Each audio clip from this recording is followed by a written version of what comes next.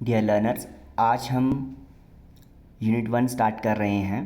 Introduction to banking and basic function of banker. ये first unit है आपकी book money and banking class 11 के लिए, जो as a skill subject introduce किया गया है।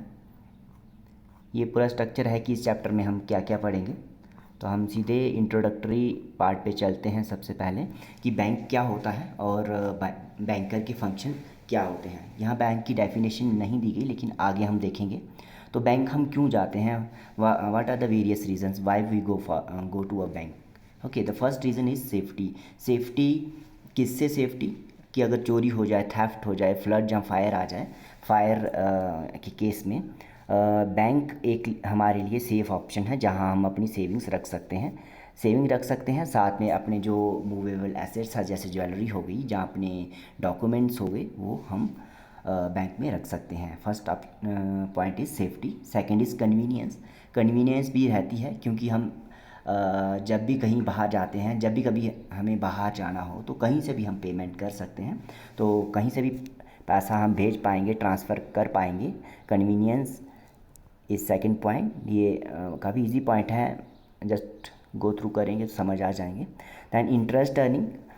हम घर में पैसा रखेंगे, आइडल कैश रखेंगे, उस पर इंटरेस्ट थोड़े ना मिलेगा। बैंक में जब हम पैसा रखते हैं तो उस पर कुछ ना कुछ रेट ऑफ इंटरेस्ट ज़रूर मिलता है। इसीलिए हम बैंक में जाते हैं और बैंक में अपना पैसा डिपॉजिट करते हैं। नेक्स्ट आता है section 5B of banking regulation act 1949। इसको BR एक्ट 1949 भी कहते हैं। अब यहाँ पे डेफिनेशन दी गई है कि बैंकिंग का मतलब क्या है। बैंकिंग का मतलब है कि एक्सेप्ट करना। Banking means accepting for the purpose of lending और investment of deposits of money from the public, repayable on demand और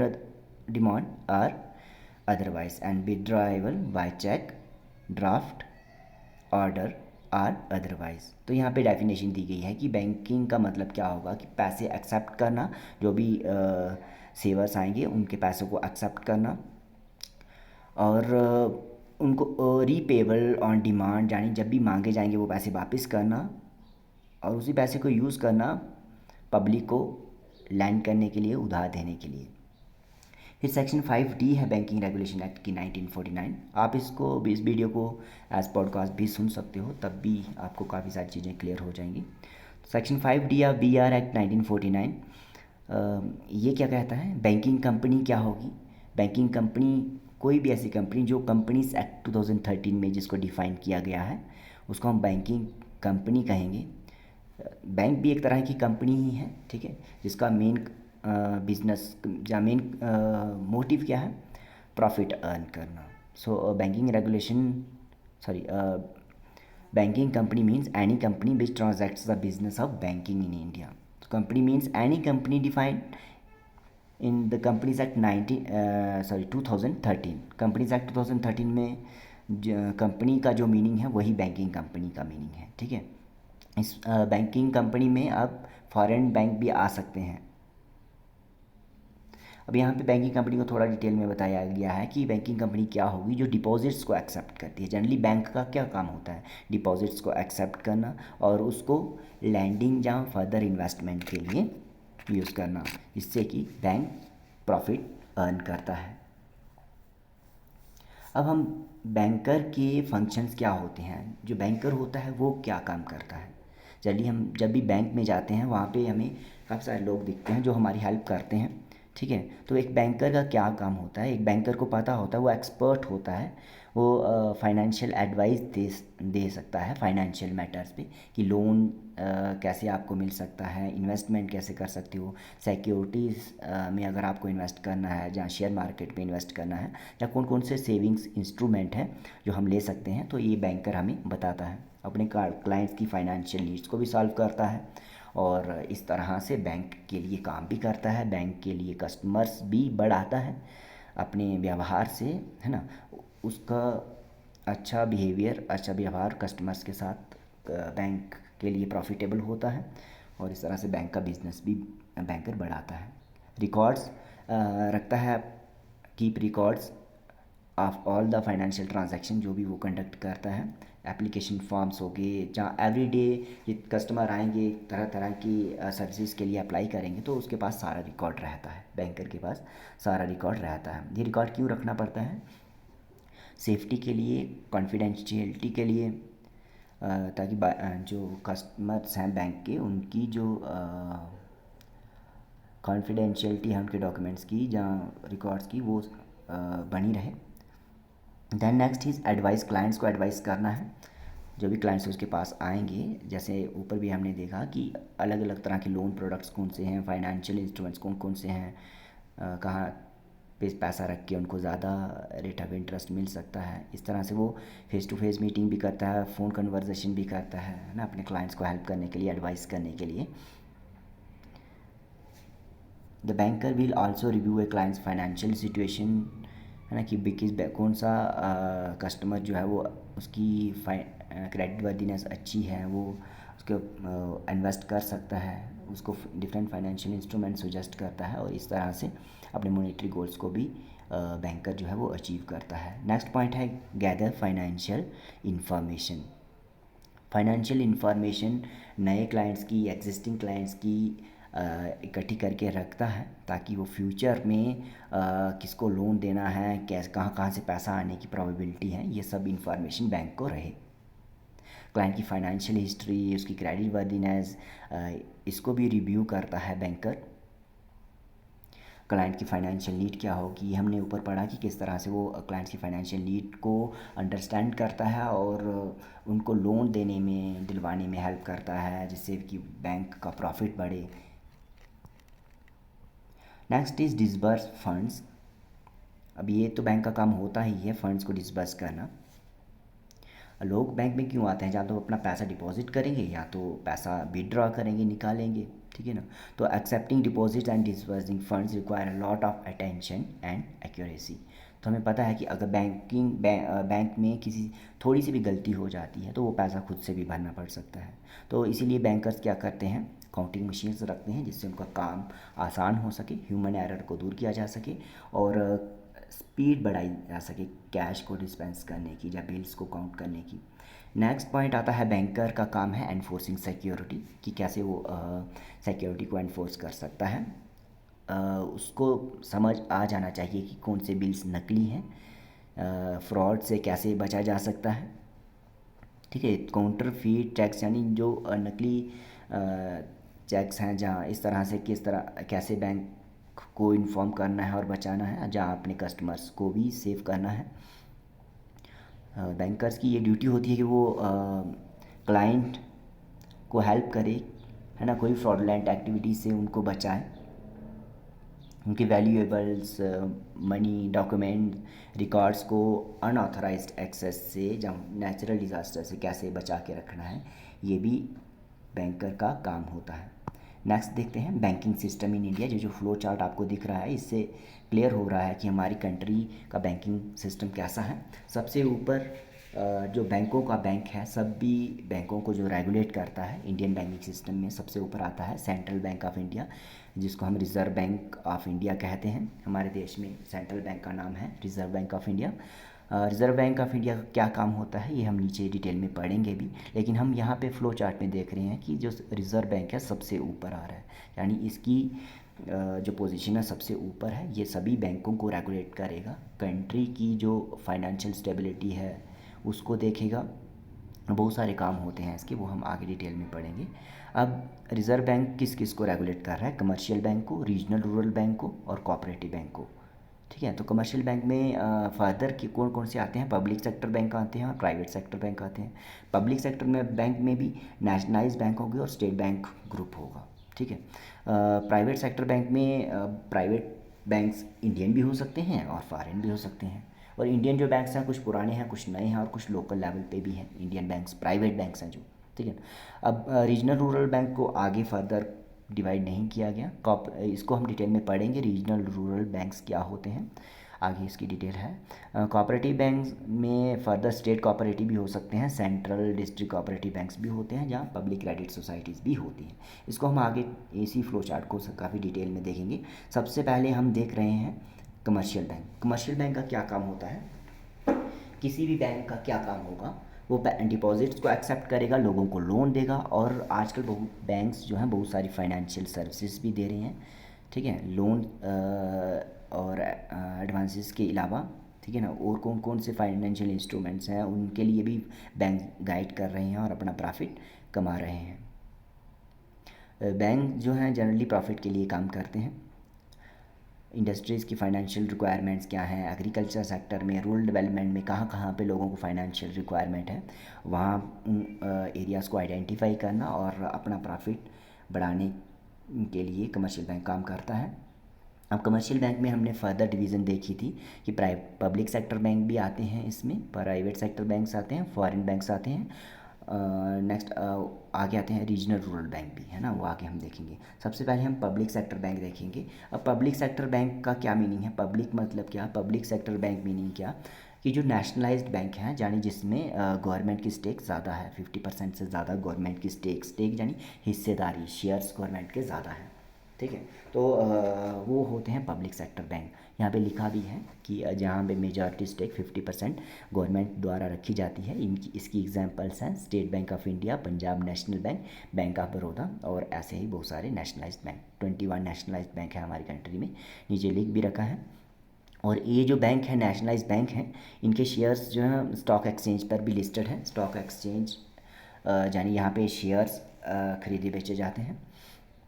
हमारी कंट्री में टोटल इस समय पब्लिक सेक्टर बैंक्स कितने हैं, 27 हैं, जिसमें 21 नेशनलाइज्ड बैंक्स हैं, 6 स्टेट बैंक ग्रुप हैं, SBI और उसके 5 एसोसिएट अलग, SBI के 5 डिफरेंट एसोसिएट हैं। इसकी कहानी है, आगे देखेंगे हम SBI के एसोसिएट्स कैसे बने और कौन है वो। अब यहाँ पे आगे आता है कि किस तरह से जो स्टेट बैंक ऑफ इंडिया बना। Presidency Bank of Bengal, Bombay and Madras with their 70 branches were merged in 1921 to form the Imperial Bank of India। जब 1921 में इन 3 बैंक्स को और 70 ब्रांचेस थी, इनको मिलाकर, इनकी 70 ब्रांचेस को मिलाकर 1921 में इंपीरियल बैंक ऑफ इंडिया बना। और इस बैंक के 3 रोल थे। एक कमर्शियल बैंक भी था, जाने लोगों से एक्सेप्ट भी करता था, डिपॉजिट लोन भी देता था, बैंकों का बैंक भी था, जो RBI का काम है एक तरह से वो भी ये कर रहा था, और गवर्नमेंट का भी ये बैंक था, ठीक है ना। जो आज RBI काम कर रहा है, पहले ये काम इंपीरियल बैंक ऑफ इंडिया भी करता था, ठीक है ना। उसके बाद लेकिन क्या हुआ, 1 जुलाई 1955 में इंपीरियल बैंक जो था वो उसका एक नाम बदल के क्या रख दिया गया, state bank of India. Imperial bank of India became the state bank of India कब, 1955 में। और state bank of India nationalise भी कब हुआ है, 1955 में। नेशनलाइज यानी गवर्नमेंट का control state bank of India पे हो गया। इन 1959 the government pass the state bank of India subsidiary banks act, ये 1959 में पास हुआ। सब्सिडियरी बैंक एक्ट यानी कुछ सब्सिडियरीज थी, कुछ बैंक्स थे जो अपने लेवल पे चल रहे थे। प्रिंसली स्टेट्स, हमें पता है कि 1947 जब कंट्री हमारी आज़ाद हो गई थी, इंडिपेंडेंट हो गई थी, फिर भी कुछ ऐसी प्रिंसली स्टेट्स थी जो अपने लेवल पे काम कर रही थी। तो इन प्रिंसली स्टेट्स में जो भी बैंक काम कर रहे थे, ये सब्सिडरी बन गए स्टेट बैंक ऑफ इंडिया की। तो ये कहानी यहाँ पे लिखी हुई है।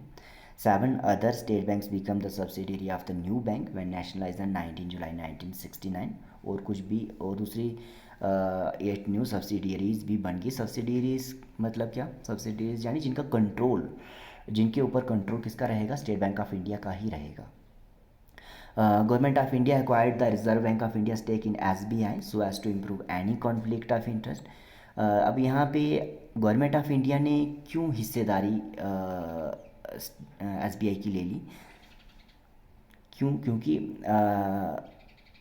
यहाँ पे RBI की स्टेक थी SBI में, ठीक है ना। रिजर्व बैंक ऑफ इंडिया यानी सेंट्रल बैंक जो है हमारी कंट्री का, उसकी हिस्सेदारी थी, स्टेक थी शेयर्स पे SBI में। उसका कंट्रोल किसके हाथ में चला गया, अब गवर्नमेंट ऑफ इंडिया के हाथ में। क्योंकि रिजर्व बैंक ऑफ इंडिया को क्या रोल दिया गया है, सेंट्रल बैंक ऑफ इंडिया का क्या रोल है कि बैंक्स को रेगुलेट करना, हमारी कंट्री में फाइनेंशियल स्टेबिलिटी बना के रखना, करेंसी को प्रिंट करना। उसका काम पैसे कमाना नहीं था, इसलिए गवर्नमेंट ने इसको अपने कंट्रोल में ले लिया, ठीक है। SBI की स्टेक को भी अपने कंट्रोल में ले लिया RBI से। दैन उसके बाद नेशनलाइजेशन कब होती है 1969 में। कौन था प्राइम मिनिस्टर उस समय? इंदिरा गांधी। इंदिरा गांधी उस समय प्राइम मिनिस्टर थी। कितने बैंक्स नेशनलाइज हुए? 14 मेजर जो बैंक्स थे हमारी कंट्री में उनको नेशनलाइज कर दिया गया। नेशनलाइज यानी अब इन पर भी गवर्नमेंट का कंट्रोल होगा, यानी 50% से ज़्यादा स्टेक गवर्नमेंट की होगी, हिस्सेदारी गवर्नमेंट की होगी इन बैंक्स में। जो total deposits in the bank nationalise in 1969 amounted to 50 crore. उस समय की बात करें तो 50 करोड़ था, ठीक है, इन सभी बैंक्स का पैसा जो मिला के। तो इस तरह से जो जितने भी नेशनलाइज बैंक थे उनके 84% टोटल ब्रांचेस की उनका जो कंट्रोल था वो गवर्नमेंट के हाथ में सीधा आ गया। 84% ब्रांचेस जो इन 14 बैंक्स की थी उनका कंट्रोल गवर्नमेंट के हाथ में आ गया। फिर उसके बाद दोबारा से नेशनलाइजेशन हुआ बैंक का, एक 1969 में भी हुआ था, अब 1980 में हुआ। 69 से पहले भी नेशनलाइजेशन ऑफ बैंक्स हुआ है, ठीक है ना। 1980 में नेशनलाइजेशन हुआ, अप्रैल 1980 में। इसमें कितने बैंक्स नेशनलाइज किए गवर्नमेंट ने? 6 बैंक्स, 6 और बैंक नेशनलाइज हो गए। इन बैंकों का टोटल अगर हम अमाउंट की बात करें, कितना अमाउंट मिलकर इनका था, मिलाकर सभी का कैपिटल कितनी थी? 200 करोड़ की। तो इस तरह से this move led to a further increase in the number of branches in the market, increasing to 91% of the total branch network of the country. So then उसके बाद नेशनलाइजेशन के ऑब्जेक्टिव्स क्या थे? क्यों गवर्नमेंट अपने हाथ में बैंकों को ले रही थी जबकि ये कंपनी होती हैं और इनका काम प्रॉफिट अर्न करना होता है? गवर्नमेंट ने इनका कंट्रोल अपने हाथ में क्यों लिया? क्योंकि हम देखते थे कि क्योंकि ये देखा गया है कि जो बैंक्स थे, प्राइवेट बैंक्स थे, इनमें कुछ लोगों का दबदबा था, कुछ बिजनेस फैमिलीज़ थी, वही एक तरह से इनको चला रही थी और अपने फ़ायदे के लिए इन बैंक्स को यूज़ कर रही थी। तो इस सबसे पहला पॉइंट आता है to break the ownership and control of banks by a few business families.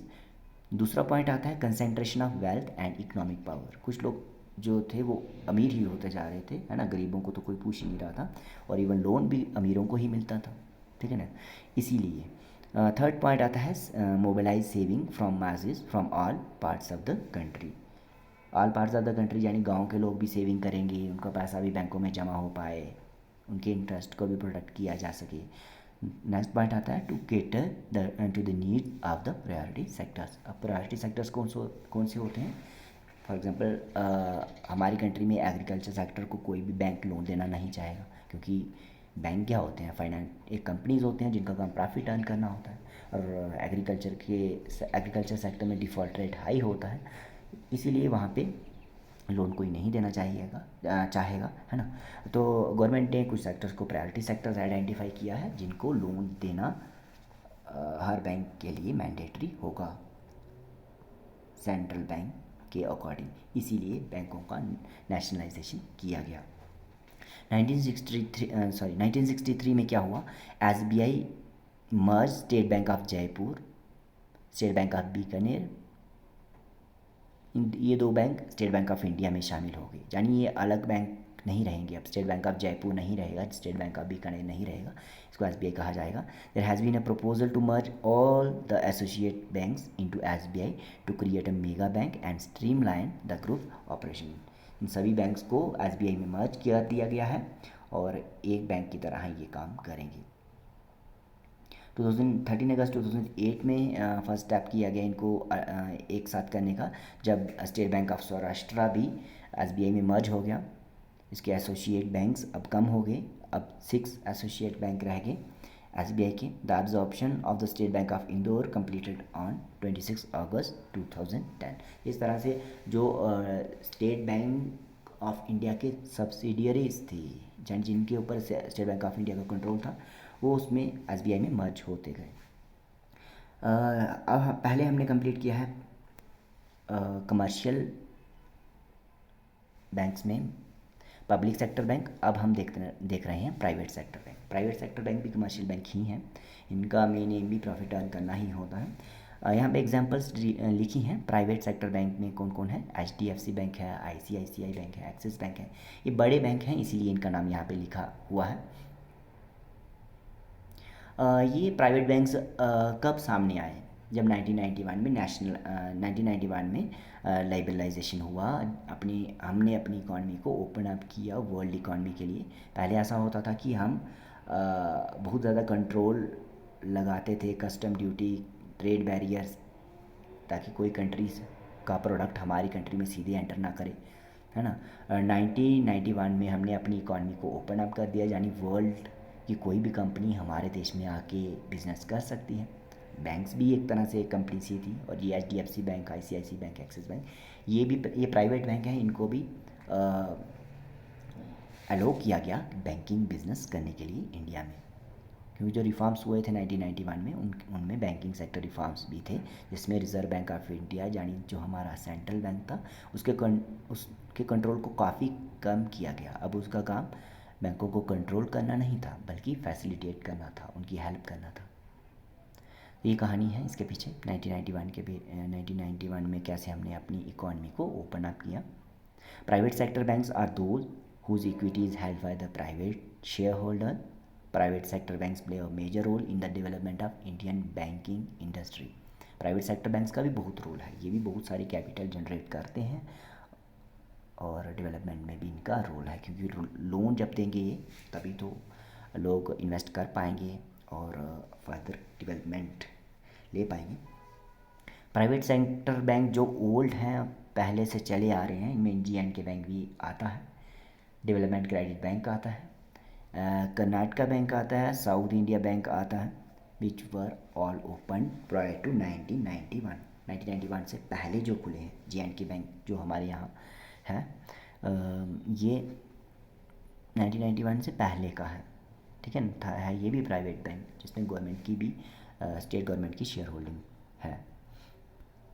Then foreign banks की बात करें तो फॉरेन बैंक्स में सिटी बैंक है, आता है, बैंक ऑफ अमेरिका है, which are incorporated abroad but having branches in India, ठीक है ना। ये बाहर के बैंक हैं, लेकिन इनकी ब्रांचेस इंडिया में भी हैं। जैसे हमारा स्टेट बैंक ऑफ इंडिया है, हमारे स्टेट बैंक ऑफ इंडिया की भी ब्रांचेस बाहर की कंट्रीज़ में हैं। रीजनल रूरल बैंक्स कौन होते हैं, ये हमने फ्लो चार्ट में देखा था। यहाँ पे इसकी डिटेल दी गई है कि भाई रीजनल रूरल बैंक्स कौन होंगे। जनरली इसके नाम से ही हम समझ सकते हैं, रूरल मतलब जो रूरल एरिया के लिए काम करेंगे, रूरल एरिया में एग्रीकल्चर और रूरल डेवलपमेंट के लिए क्रेडिट प्रोवाइड करेंगे।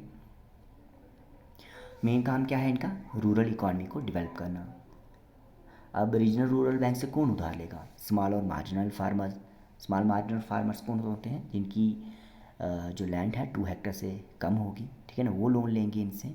एग्रीकल्चरल लेबरर्स लोन लेंगे, आर्टिजन्स लोन लेंगे। अब यहाँ पे नाबार्ड है, जो नाबार्ड है ये एपेक्स पोजीशन होल्ड करता है in the field of agriculture and rural finance. ये नाबार्ड क्या है, national bank for agriculture and rural development है।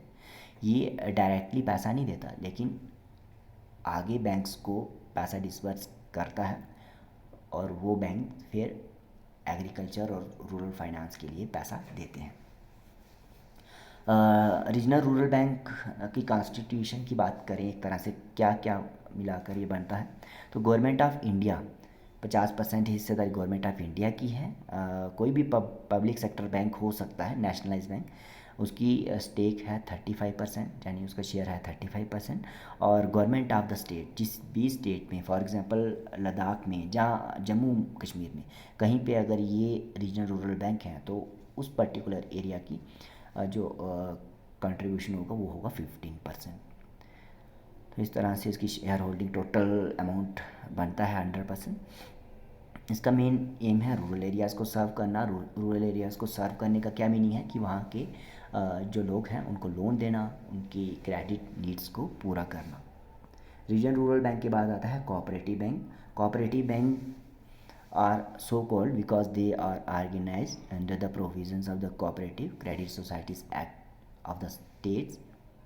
कोऑपरेटिव वर्ड से हमें समझ आ रहा है, इसके जो मेजर बेनिफिशियरी हैं कोऑपरेटिव बैंकिंग के, वो एग्रीकल्चर सेक्टर में एग्रीकल्चर सेक्टर के लोग हैं, और मेनली उसमें रूरल सेक्टर ही आता है। आज भी कोऑपरेटिव बैंक्स जो हैं वो काम कर रहे हैं, रूरल फाइनेंसिंग के लिए काम कर रहे हैं। कोऑपरेटिव क्रेडिट सोसाइटीज़ एक्ट 1904 1904 में ये एक्ट आया है। इसमें इस एक्ट की वजह से ये कोऑपरेटिव क्रेडिट सोसाइटीज़ और स्ट्रांग हुई हैं और इन्होंने अपना काम और अच्छा किया है। कोऑपरेटिव क्रेडिट सोसाइटीज़ एक्ट 1904 को अमेंड किया गया 1912 में। उसका बेस जो है उसको ब्रॉड करने के लिए and to enable organisation of non credit societies. और ये जो कोऑपरेटिव क्रेडिट सोसाइटी होती हैं ये किस बेसिस पे इनको ऑर्गेनाइज़ किया जाता है या मैनेज किया जाता है कॉपरेशन और म्यूचुअल हेल्प के लिए। तो मेन काम इसका रूरल क्रेडिट ही है। जैसे रीजनल रूरल बैंक का काम था, इसका काम भी रूरल एरियाज़ में लोगों को लोन देना है। इसका 3 टायर स्ट्रक्चर है कोऑपरेटिव बैंक का। स्टेट कोऑपरेटिव बैंक भी होते हैं, सेंट्रल कोऑपरेटिव बैंक जो डिस्ट्रिक्ट लेवल पे काम करते हैं, और प्राइमरी कोऑपरेटिव बैंक्स भी होते हैं जो लोकल लेवल पे काम करते हैं। अब इसमें न्यू इनिशिएटिव्स कौन कौन से हैं? आरबीआई ने 2 नई ऑर्गेनाइजेशन है, आईडीएफसी लिमिटेड और बंधन फाइनेंशियल सर्विसेज लिमिटेड, जिनको अलो किया है कि वो बैंकिंग बिजनेस स्टार्ट कर सकते हैं 2013 से। उसके बाद जन धन योजना भी आई थी, जिसको हमारे प्रधानमंत्री श्री नरेंद्र मोदी जी ने स्टार्ट किया था अगस्त 2014 में, और ये वाइंड अप हुई स्कीम 2015 में। यानी मेन काम क्या था इसका कि जो लोग जिनका बैंक अकाउंट नहीं है वो उनका बैंक अकाउंट खुलवाना, जो बैंकिंग से दूर है उनको बैंक तक लाना। नेक्स्ट उसके बाद आ जाते हैं पेमेंट बैंक। 2015 में, अगस्त 2015 में रिज़र्व बैंक ऑफ इंडिया ने अप्रूवल देना शुरू किए, लाइसेंस देना शुरू किए 11 एंटाइटीज़ को कि वो अपना पेमेंट बैंक शुरू कर सकते हैं। कुछ हमें पता है, कुछ हम नहीं भी यूज़ करते हैं। इसमें आता है Aditya Birla Nuvo, Airtel M Commerce Services, Cholamandalam Distribution Services, Department of Post, Fino Paytech, National Securities Depository, Reliance Industries, Dilip Sanghvi, Sun Pharmaceutical, Vijay Shekhar Sharma, Paytm जिसको हम बहुत ज़्यादा यूज़ करते हैं, टेक महिंद्रा, वोडाफोन, एम पैसा। अब ये इनको जो लाइसेंस दिया है, कौन देता है licence? Reserve bank of India देगा, सेंट्रल बैंक ऑफ इंडिया देगा, ठीक है। और ये लाइसेंस कितने टाइम के लिए रहेगा? 18 मंथ्स के लिए रहेगा। और इसके अंदर कुछ फॉर्मेलिटीज़ होंगी, जो कुछ कंडीशंस होंगी जिनको इन पेमेंट बैंक को सेटिस्फाई करना होगा। आरबीआई की कौन सी सेक्शन में इनके लिए प्रावधान है? RBI will consider grant full licences under section 22 of the banking regulation act 1949। Section 22 है बैंकिंग रेगुलेशन एक्ट 1949 की, जिसमें प्रोविज़न है लाइसेंस देना पेमेंट बैंक को after it is satisfied that the conditions have been fulfil, ठीक है ना। Paytm जैसे ये बैंक्स हैं, इन सबको लाइसेंस देना under section 22 of banking regulation act, ठीक है ना। ये इसमें इसका प्रोविज़न है कि कोई भी बैंकिंग बिजनेस कौन स्टार्ट कर सकता है, ठीक है ना।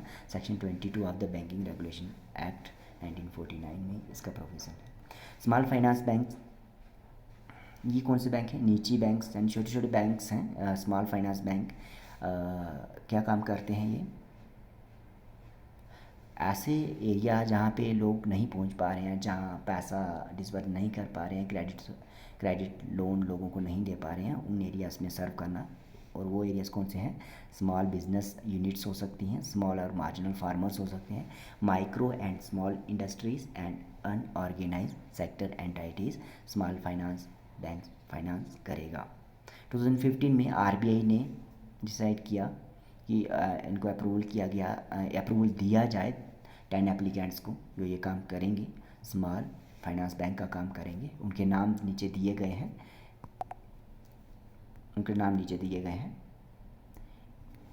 AU financiers India limited Jaipur. कुछ नाम आप याद रख सकते हैं, ठीक है।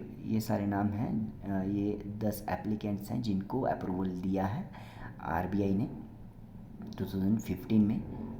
स्मॉल फाइनेंस बैंक का ये लोग काम कर सकते हैं। स्मॉल फाइनेंस बैंक क्या करता है ये हमने देख लिया। स्मॉल और मार्जिनल फार्मर को लोन देना, स्मॉल माइक्रो और स्मॉल इंडस्ट्रीज़ को लोन देना, अनऑर्गेनाइज सेक्टर में जो लोग अपना प्राइवेट काम कर रहे हैं उनको फाइनेंस करना, किसका काम होगा? स्मॉल फाइनेंस बैंक का, ठीक है ना। ये हमने इसमें पढ़ लिया। और 2015 में आरबीआई ने अप्रूवल दिया है कि ये लोग अपना काम स्टार्ट कर सकते हैं। अब यहाँ पे भी जो लाइसेंस है, जहाँ अप्रूवल है, वो कितने टाइम के लिए वैलिड रहेगा? 18 मंथ्स के लिए वैलिड रहेगा। अगर एप्लीकेंट्स सारी कंडीशंस और रिक्वायरमेंट्स को पूरा करते हैं जो भी आरबीआई ने बताई है। तो ये भी किस में आएगा? ये किस में आएगा? फाइनेंस, स्मॉल फाइनेंस बैंक्स आ रहे थे सेक्शन 22 में, सॉरी पेमेंट बैंकिंग वाले आ रहे थे सेक्शन 22 में। ये स्मॉल फाइनेंस बैंक हैं, ये section 22 part 1 of the banking regulation act 1949 के अंडर आ रहे हैं। जब लाइसेंस इशू किया जाता है तो एप्लीकेंट बिज़नेस को शुरू नहीं कर सकते, लेकिन जब इशू हो जाता है तब शुरू कर सकते हैं। अब लास्ट में आता है हमारा रिज़र्व बैंक ऑफ इंडिया। ये पहले होना चाहिए था लेकिन लास्ट में आ रहा है। हमने पहले कमर्शियल बैंक देख लिए। कमर्शियल बैंक में हमने पब्लिक सेक्टर बैंक देखे, प्राइवेट सेक्टर बैंक देखे, रीजनल रूरल बैंक्स देखे, ठीक है ना, कोऑपरेटिव बैंक्स देखे। अब हम देखते हैं रिज़र्व बैंक ऑफ इंडिया का क्या रोल है। रिज़र्व बैंक ऑफ इंडिया होता क्या है ये बताया गया है लोगो रिज़र्व बैंक ऑफ इंडिया का। आरबीआई क्या है? ये हमारा सेंट्रल बैंक है कंट्री का। आरबीआई क्या है? सेंट्रल बैंक है हमारी कंट्री का। कब एस्टैब्लिश हुआ? 1 अप्रैल 1935 अंडर आरबीआई एक्ट 1934। मेन काम क्या है? Supervises operations of all the bank. सभी बैंक्स कैसे काम करें, कैसे काम करेंगे, उनको रेगुलेट करना किसका काम है? सेंट्रल बैंक का, यानी रिज़र्व बैंक ऑफ इंडिया का, आरबीआई का। आरबीआई की अगर स्ट्रक्चर की बात करें तो इसमें कौन कौन होगा? सेंट्रल बोर्ड ऑफ डायरेक्टर्स होंगे, जिसमें एक गवर्नर होता है जिसके सिग्नेचर हम करेंसी नोट्स पे देखते हैं जनरली। 4 डेप्टी गवर्नर्स होते हैं। 15 डायरेक्टर्स होते हैं जिनको nominate central government, union government जिनको अपॉइंट करती है, नॉमिनेट करती है। आरबीआई का हेडक्वार्टर, सेंट्रल बैंक का हेडक्वार्टर कहाँ पे है? मुंबई में है। आरबीआई की 27 रीजनल ऑफिस हैं ऑल ओवर द कंट्री। इसके 5 ट्रेनिंग एस्टेब्लिशमेंट भी हैं। ट्रेनिंग एस्टेब्लिशमेंट जहाँ जो भी लोग आरबीआई में है ना काम करने जाएंगे उनके लिए ट्रेनिंग भी होगी, ठीक है ना। इसमें ट्रेनिंग एस्टेब्लिशमेंट में कौन कौन आते हैं? College of agricultural banking and reserve bank of India staff college, जो कि पुणे में है। दैन उसके बाद आता है national institute for bank management, ये भी पुणे में है। दैन आता है Indira Gandhi institute for development and research, Mumbai में है। Institute for development and research in banking technology, ये हैदराबाद में है। इसकी सब्सिडियरीज़ की बात करें जो जिसके ऊपर आरबीआई का कंट्रोल है, सब्सिडियरीज़ हैं deposit insurance and credit guarantee corporation of India and भारतीय रिजर्व बैंक नोट मुद्रण प्राइवेट लिमिटेड। अब इनके क्या काम है ये आप डिटेल में गूगल करके पढ़ भी सकते हो। आरबीआई का प्रीएम्बल में क्या दिया गया है, क्या ऑब्जेक्टिव्स होंगे सेंट्रल बैंक के, क्या क्या उसको काम करना है, वो आरबीआई प्रीएम्बल में दिया गया है। यहाँ पे इन्वर्टेड कामास के अंडर लिखा गया है कि क्या करेगा आरबीआई। मेन ऑब्जेक्टिव क्या होगा आरबीआई का? To regulate the issue of bank notes and keeping of reserves with a view to securing monetary stability in India and generally to operate the currency and credit system of the country to its advantage। तो ये काम होगा RBI का, bank notes को issue करना, reserves अपने पास maintain करके रखना। रिजर्व्स किसके? फॉरेन करेंसी के, गोल्ड के, या प्रीशियस मेटल्स के, ताकि कभी भी कंट्री में अगर आपदा आती है, मुसीबत आती है, जहाँ कंट्री के पास फॉरेन एक्सचेंज की डेफिसिट आता है, विदेशी मुद्रा, डॉलर, पाउंड स्टर्लिंग, इनकी कमी आती है, तो इसको पूरी कौन करेगा?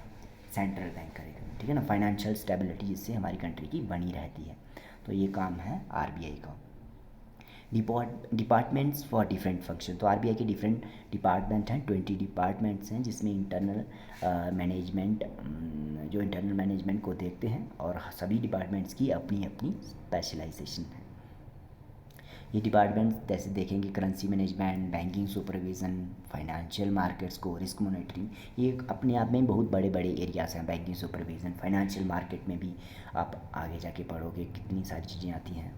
मनी मार्केट आती है, कैपिटल मार्केट आती है, प्राइमरी मार्केट, सेकेंडरी मार्केट, ठीक है। ये रिस्क मॉनिटरिंग, इसमें काफ़ी सारी चीज़ें आती हैं। जनरली आप इतना याद रख लीजिए कि आरबीआई ये सब काम करता है। फंक्शंस ऑफ आरबीआई में मेन फंक्शंस उसके क्या है? Monetary authority. मॉनेटरी अथॉरिटी यानी क्या करेगा ये? करेंसी को प्रिंट करेगा, मॉनेटरी पॉलिसी हर 3 महीने में जिसकी रिपोर्ट आती रहती है वो सब करेगा। और ये भी इंश्योर करेगा कि जो क्रेडिट है, जो पैसा है, जो लोन है, वो प्रायोरिटी सेक्टर्स तक फ़्लो करता रहे, जिसको भी ज़रूरत है उस तक पैसा पहुंचता रहे, इकॉनमी में स्टेबिलिटी बड़ी रहे। और बहुत सारे इंस्ट्रूमेंट्स होते हैं आरबीआई के, जिससे इकॉनमी को कंट्रोल किया जाता है, जिसमें कैश रिज़र्व रेशो है, स्टैचुटरी लिक्विडिटी रेशो है। अब ये डिफरेंट डिफरेंट इंस्ट्रूमेंट्स हैं जिसके थ्रू इकॉनमी को कंट्रोल किया जाता है। कैश रिज़र्व रेशो है ये, यानी वो पैसा जो कमर्शियल बैंक को सेंट्रल बैंक के पास, आरबीआई के पास रखना पड़ेगा। ये जनरली परसेंटेज होती है। फॉर एग्जांपल अगर किसी कमर्शियल बैंक एसबीआई के पास 100 रुपये आया, अगर सीआरआर कैश रिज़र्व रेशो की परसेंटेज 4% रखी है, तो उस कमर्शियल बैंक को, एसबीआई को 100 रुपये में से 4 रुपये किसके पास रखने पड़ेंगे? सेंट्रल बैंक के पास, रिज़र्व बैंक ऑफ इंडिया के पास रखने पड़ेंगे। ठीक है ना। अब इस कैश रिज़र्व रेशियो की परसेंटेज उस 4% को ऊपर नीचे करके भी इकॉनमी को रेगुलेट किया जा सकता है। 4% का 6% अगर कर दिया तो उससे क्या होगा कि अब ज़्यादा पैसा कमर्शियल बैंक को, यानी एसबीआई को ज़्यादा पैसा कहाँ किसके पास रखना पड़ेगा? सेंट्रल बैंक के पास रखना पड़ेगा। इससे क्या होगा? एसबीआई के पास, कमर्शियल बैंक के पास पैसा कम हो जाएगा और इकॉनमी से पैसा उठा लिया जाता है इस तरह से, है ना। अगर इकॉनमी में इन्फ्लेशन है, महंगाई बढ़ रही है, तो पैसा इसी तरह से डाला भी जाता है। अगर हम सीआरआर को, अगर सेंट्रल बैंक आरबीआई सीआरआर को कम कर देता है, 6% से 4% का कर देता है, 4 से या 3% कर देता है, तो इस तरह से मॉनेटरी कंट्रोल किया जाता है। इस वीडियो में मैं ज़्यादा डिटेल में नहीं जा पाऊँगा, इसलिए थोड़ा इसको शॉर्ट में करूँगा, वीडियो नहीं तो ज़्यादा लंबी हो जाएगी। Statutory liquidity ratio, statutory word से ही हमें पता चल रहा है कि स्टैचुटरी यानी बैक्ड बाय लॉ, वो इतना पैसा जो बैंक को अपने पास रखना ही पड़ेगा।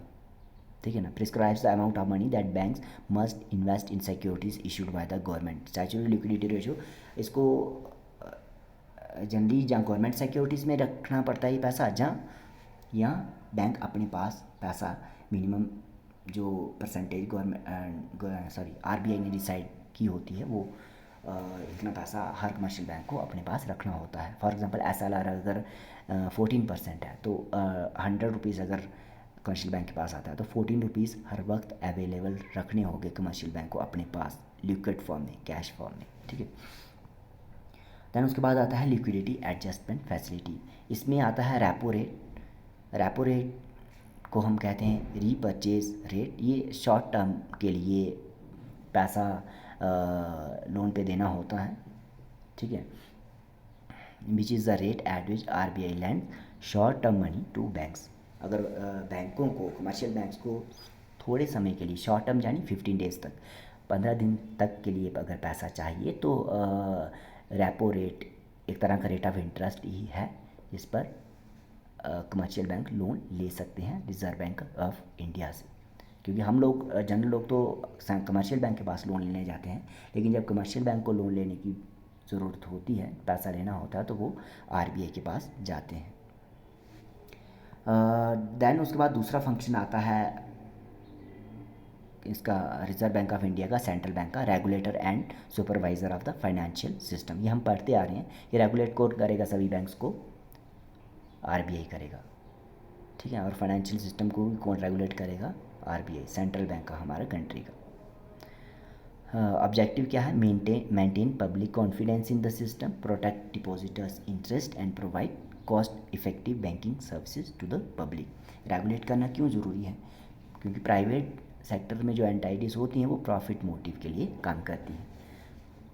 गवर्नमेंट अगर इसके ऊपर रेगुलेट रखेगी थ्रू आरबीआई, है ना, तो सभी डिपॉजिटर्स का इंटरेस्ट भी प्रोटेक्ट रहेगा, यानी जब उनको पैसा निकालना होगा अपने अकाउंट से निकाल पाएंगे ना, जब लोन चाहिए होगा लोन मिल पाएगा। तो रेगुलेट करना, कंट्रोल करना काम है आरबीआई का। नेक्स्ट फंक्शन आता है मैनेजर ऑफ फॉरेन एक्सचेंज। जो भी डॉलर वगैरह कितना कंट्री में आ रहा है, कितना जा रहा है बाहर, एक्सपोर्ट इंपोर्ट से, है ना, जहाँ बाहर से लोग आ रहे हैं डॉलर लेकर, जहाँ डॉलर बाहर जा रहा है, मैं डॉलर की ही बात कर रहा हूँ, क्यों और भी बहुत सारी करेंसीज हो सकती हैं, लेकिन डॉलर इंटरनेशनली एक्सेप्टेड करेंसी है, इसीलिए डॉलर ही बोल रहा हूँ। तो फॉरेन एक्सचेंज में डॉलर आता है, तो डॉलर हमारी कंट्री में कितना होना चाहिए और कितना है, इसका पूरा ध्यान कौन रखेगा? सेंट्रल बैंक हमारी कंट्री का रखेगा। अगर ये ध्यान नहीं रखा जाएगा तो कंट्री में इंस्टेबिलिटी हो सकती है, इंपोर्ट एक्सपोर्ट में प्रॉब्लम आ जाएगी और उससे हमारी कंट्री की जो इकोनॉमिक स्टेबिलिटी है वो बिगड़ सकती है। Then manager of foreign exchange के बाद आता है इशूअर ऑफ करेंसी। नोट्स कौन इशू करेगा, कौन प्रिंट करेगा? RBI, central bank. और पुराने नोट्स जो फटे कॉइन्स हैं या पुराने नोट्स जो फट गए हैं या नहीं इकॉनमी में काम किए हैं उनको डिस्ट्रॉय भी कौन करेगा? आरबीआई ही करेगा, सेंट्रल बैंक ही करेगा। नेक्स्ट उसके बाद इसका डेवलपमेंट रोल भी है, बहुत सारे डेवलपमेंट जहाँ डेवलपमेंट के फंक्शन जहाँ नेशनल इंटरेस्ट के फंक्शंस जो होते हैं वो आरबीआई हमारा सेंट्रल बैंक करता है। नेशनल ऑब्जेक्टिव्स को प्रमोट करने के लिए सपोर्ट करने के लिए सॉरी नेशनल ऑब्जेक्टिव्स को सपोर्ट करने के लिए, नेशनल ऑब्जेक्टिव्स कुछ भी हो सकते हैं, जैसे हम एग्रीकल्चर फार्मर्स की इनकम को बढ़ाने के लिए क्या किया जा सकता है ना, प्रायोरिटी सेक्टर्स को लोन कैसे प्रोवाइड किया जा सके, या डिफरेंट जो एरियाज़ हैं जहाँ पे काम होना चाहिए कंट्री के डेवलपमेंट के कॉन्टेक्स्ट में जो इम्पोर्टेंट है, तो वो काम आरबीआई करता है। रिलेटेड फंक्शंस और कौन से फंक्शंस हैं? बैंकर टू द गवर्नमेंट के अकाउंट को अब कौन मैनेज करेगा? Central bank, reserve bank of India government के अकाउंट को मेंटेन रखता है, ठीक है ना। वो बैंकर का काम करता है गवर्नमेंट के लिए। हमारे लिए जो कॉमन पब्लिक है उसके लिए तो कमर्शियल बैंक्स हैं जो हमारे अकाउंट को मेंटेन रखते हैं, है ना। और क्या कितना क्रेडिट हुआ कितना डेबिट हुआ सारा हिसाब बैंक रखता है। लेकिन गवर्नमेंट के लिए कौन बैंक होगा? Central bank, reserve bank of India. ये मर्चेंट बैंकिंग फंक्शन भी करेगा for the central bank and the state government also act as their banker. Banker to the bank भी है, यानी अगर बैंक को लोन चाहिए हो, बैंक के पास पैसे की कमी हो जाए, जब बैंक मुसीबत में आ जाए, दिवालिया हो जाए, किसके पास जाएगा? सेंट्रल बैंक के पास जाएगा। कमर्शियल बैंक किसके पास जाएगा? सेंट्रल बैंक के पास जाएगा हेल्प के लिए। नेक्स्ट रिलेटेड फंक्शन के बाद आता है पेमेंट एंड सेटलमेंट सिस्टम। ये पेमेंट क्या है और सेटलमेंट क्या है, ठीक है ना। जनरली जब हम पेमेंट करते हैं तो पेमेंट अगर सक्सेसफुल नहीं हुई तो उसके सेटलमेंट के लिए भी ऑप्शंस होते हैं कि कितने टाइम में वो पेमेंट सेटलमेंट हो जाएगी, पैसा अटक गया है ना, जहाँ पे करना चाहते थे वहाँ नहीं हो पाया, ठीक है। तो उसके लिए क्या क्या प्रोविज़न है यहाँ पे लिखा गया है। तो ये रिस्पॉन्सिबिलिटी है सेंट्रल बैंक की कि इकॉनमी में जो भी सेटलमेंट सिस्टम है, पेमेंट सिस्टम है, उसको दुरुस्त रखना। 2007 में payment and settlement systems act आया और इसके अंडर जो भी पेमेंट सिस्टम है जिसको आरबीआई ऑथोराइज करेगा वही काम कर सकते हैं। रिज़र्व बैंक ऑफ इंडिया जो हमारा सेंट्रल बैंक है, फाइनेंशियल सिस्टम का रेगुलेटर है और time to time initiate reforms भी आते रहते हैं पेमेंट और सेटलमेंट सिस्टम में, जिससे कि जो फंड्स हैं वो फास्टर फ्लो करें और बहुत सारे जो कॉन्स्टिट्यूएंट हैं फाइनेंशियल सेक्टर की वो अच्छे से काम कर सकें, क्योंकि बैंक ही है जो इंटरमीडियरी का रोल प्ले करेगा। पैसा अगर किसी को चाहिए, दो लोगों को पैसा चाहिए, तो बीच का रोल कौन प्ले करेगा? बैंक ही करेगा। तो बैंक अगर अपनी ट्रांजैक्शन की स्पीड बढ़ाएगा तो लोगों की हेल्प होगी। Following are the initiatives undertaken by the reserve bank for its function. कौन कौन से डिफरेंट इनिशिएटिव्स यानी इम्प्रूवमेंट है एक तरह से जो central bank of India, reserve bank of India ने लाई है। कंप्यूटराइजेशन फर्स्ट है, इस ये हम सब समझ सकते हैं कि कंप्यूटराइजेशन से काम जो है वो जल्दी होता है, जल्दी सेटलमेंट होती है। क्लियरिंग, बैलेंसिंग, सेटलमेंट और एक्यूरेसी ये अच्छी रहती है। दैन उसके बाद है मैकेनाइजेशन, यानी जो हाथ से काम होता था अब वो मशीनों से होने लगा। MICR, magnetic ink character recognition वाली मशीन क्लियरली समझ लेगी, पढ़ लेगी, है ना, जो भी इंफॉर्मेशन होगी। दैन उसके बाद हाई वैल्यू क्लियरिंग है, ये आरबीआई द्वारा इंट्रोड्यूस किया गया है जिससे कि जल्दी से जो है वो क्लियरिंग हो जाती है लार्ज वैल्यू चेक्स की, है ना, जिसकी वैल्यू ज़्यादा है, लाख, 10 लाख, 20 लाख, वो चेक जल्दी से, है ना, उनकी सेटलमेंट हो जाती है, एक जगह से दूसरी जगह पैसा वो पहुंच जाता है। चेक ट्रंकेशन सिस्टम है, यानी फिजिकल मूवमेंट ऑफ चेक्स को उसको बंद कर दिया गया और इलेक्ट्रॉनिक क्लियरिंग सर्विस है जिससे जल्दी से पैसा एक जगह से दूसरी जगह जा सकता है। नेशनल इलेक्ट्रॉनिक क्लियरिंग सर्विस है जिससे क्या होता है, मल्टीपल कस्टमर्स एक single debit of remitters account से पैसा क्रेडिट कर सकते हैं। Facilitates credit to bank accounts of multiple customers against a single debit of remitters account. Electronic fund transfer है, ये सब हम देख ही रहे हैं, आराम से हम पैसा कहीं से भी ट्रांसफ़र कर सकते हैं। रियल टाइम ग्रॉस सेटलमेंट जिसको RTGS कहते हैं, यानी 1 लाख से ऊपर की पेमेंट अगर होगी तो वो उसके लिए RTGS ही करना पड़ेगा। इंटर बैंक पेमेंट और कस्टमर ट्रांजैक्शन, इंटर बैंक यानी फॉर एग्जांपल मुझे JNK बैंक से पैसा SBI में डालना है तो बड़े आराम से हो जाएगा RTGS की हेल्प से। प्रीपेड पेमेंट इंस्ट्रूमेंट्स भी हैं जिसकी हेल्प से हम against the value stored on this instrument ज़्यादा पैसा भी हम निकाल सकते हैं, ठीक है ना, हमारे अकाउंट में अगर पैसा नहीं भी है। Then mobile banking are being used as a medium for providing banking services.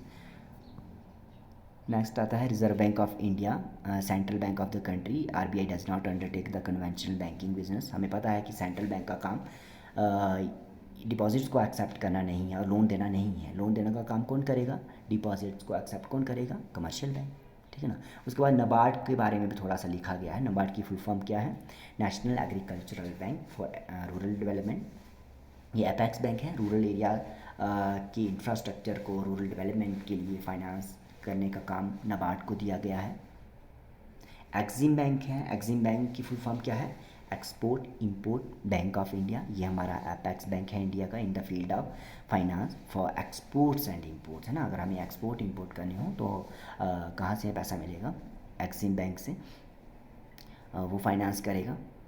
Exim bank के पास पैसा कहाँ से आता है, वो पब्लिक से पैसा उठाते हैं, बॉन्ड्स की हेल्प से पैसा उठाते हैं। बॉन्ड्स क्या होते हैं, फाइनेंशियल इंस्ट्रूमेंट है एक तरह सा, जिस पे क्या होगा, जिससे लोगों से पैसा उठाया जाएगा, है ना। बॉन्ड्स इशू करेगा वो कि भाई तुम 1000 रुपया, एक बॉन्ड का अगर प्राइस है तो 1000 रुपये में तुम 1000 रुपया दो हमें, तो हम एक पर्टिकुलर टाइम पीरियड 5 साल के बाद उस 1000 रुपये का 1500 हो जाएगा। इस तरह से बॉन्ड्स इशू करता है एक्सिम बैंक, और गवर्नमेंट भी बॉन्ड्स इशू करती रहती है पैसा रेज करने के लिए। And also accept fixed deposits for the purpose of refinancing other banks and also directly to exporters, ना। फिक्स्ड डिपॉजिट को भी एक्सेप्ट करता है एक्सिम बैंक। ये सारा हमने पढ़ लिया। शुरू से अगर हम देखें तो हमने कमर्शियल बैंक्स के बारे में पढ़ लिया, है ना, और कमर्शियल बैंक फर्दर आगे कौन कौन से हैं, private banks, public sector banks, ये सारा डिटेल में हमने देख लिया। बैंकर का क्या काम है वो हमने डिटेल में देख लिया। रिज़र्व बैंक ऑफ इंडिया के बारे में हमने डिटेल में देख लिया। पेमेंट बैंक के बारे में पढ़ा हमने, जो कि रिसेंट एक तरह से इनिशिएटिव्स हैं। फिर उसके बाद समरी है, ये आप लोग रीड कर लीजिएगा। इसमें वही बताया गया कि बैंकिंग कंपनी का क्या काम होगा, डिपॉजिट्स को एक्सेप्ट करना और लोन देना, fix deposit, saving banks, current accounts, इस तरह के अकाउंट्स हैं। 3 तरह के अकाउंट्स हैं जो बैंक के पास होते हैं। बैंक का मेन काम क्या होता है कि सेवर्स और जो बारोर्स हैं इनको लिंक करना, बीच का रोल प्ले करना, इंटरमीडियरी का रोल प्ले करना, है ना। जिनके पास ज़्यादा पैसा है वो बैंक में डिपॉजिट करेंगे और जिनको पैसा चाहिए वो बैंक से लोन लेंगे। और क्या काम है इसका, मैनेज करना क्रेडिट को, लिक्विडिटी को और इंटरेस्ट रेट रिस्क को। यहाँ पे और भी फंक्शंस है बैंक के। Face of banker is the face of the bank and has general and specific responsibilities to the customer. वो बैंकर के फंक्शन हमने सारे डिटेल में देख लिए हैं। RBI के फंक्शन भी हमने डिटेल में देख ली। ये कुछ फुल फॉर्म है, ये आप लोगों को पता होनी चाहिए, तो एक बार इन फुल फॉर्म को भी देख लीजिए। यहाँ नीचे सारे प्रैक्टिस क्वेश्चन हैं, ये आपको सभी करने हैं। तो ये जो मटेरियल है जो CBSE ने रिलीज़ किया है वो हमने उसका फर्स्ट चैप्टर देख लिया क्लास 11 का। Thank you for watching.